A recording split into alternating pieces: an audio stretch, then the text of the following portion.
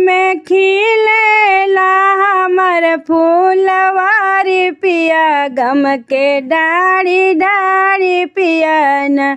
सावन में खिलेला हमर फूलवारी पिया, गम के डाढ़ी डाढ़ी पिया न।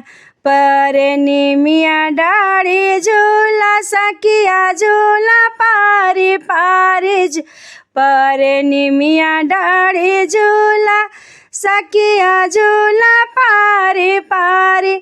उनकर पियावा जे हंसले ठठाई पिया, गम के डाढ़ी डाढ़ी पिया ना।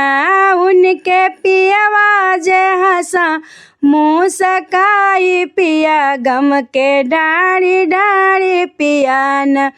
हमर सावन में खिले फूलवारी पिया, गम के डाढ़ी डाढ़ी पिया ना।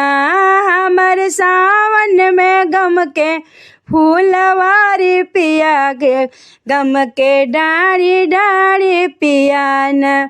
हमर गोतनी जे फानल हमसे लड़ाई पिया, गम के डाढ़ी डाढ़ी पिया न।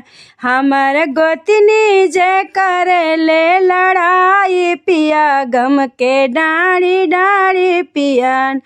हमर सावन में खिले फूलवारी पिया, गम के डाढ़ी डाढ़ी पिया ना।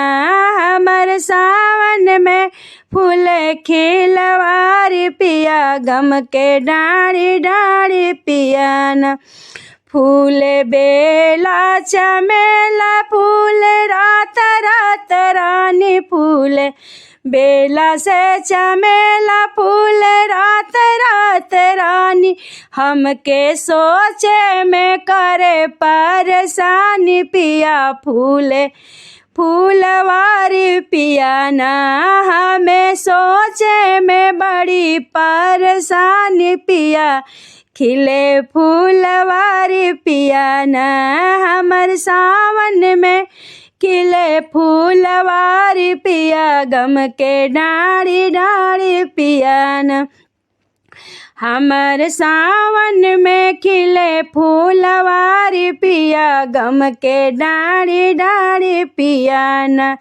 सासु ससुर से बिहास गोतिन जेठा से बिहास, सासु ससुर से बिहास गोतिन जेठा से बिहास।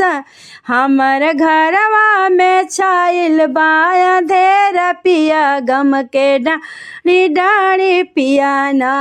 हमर दिलवा में छाई बा अंधेर पिया, गम के डाढ़ी डाढ़ी पिया न।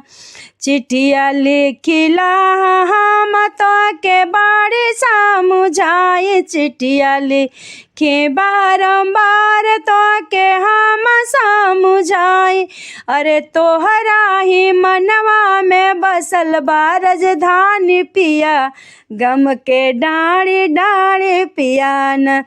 तोहरा मनवा में बसे राजधानी पिया, गम के डाढ़ी डाढ़ी पिया न। हमर सावन में खिले फूलवारी पिया, गम के डाढ़ी डाढ़ी पिया न। घर आंचल से बटोरी सजिया, नैन से सजाएगा आंगन। आंचल से बटोरी सजिया, नैन से सजाई। अरे कब हमारा यहाँ पिया सावन के इंतजार बा, पियवा यही बहार बान। हम सावन में करेला तोहर इंतजार बा, इहे तोहर बहार बाना।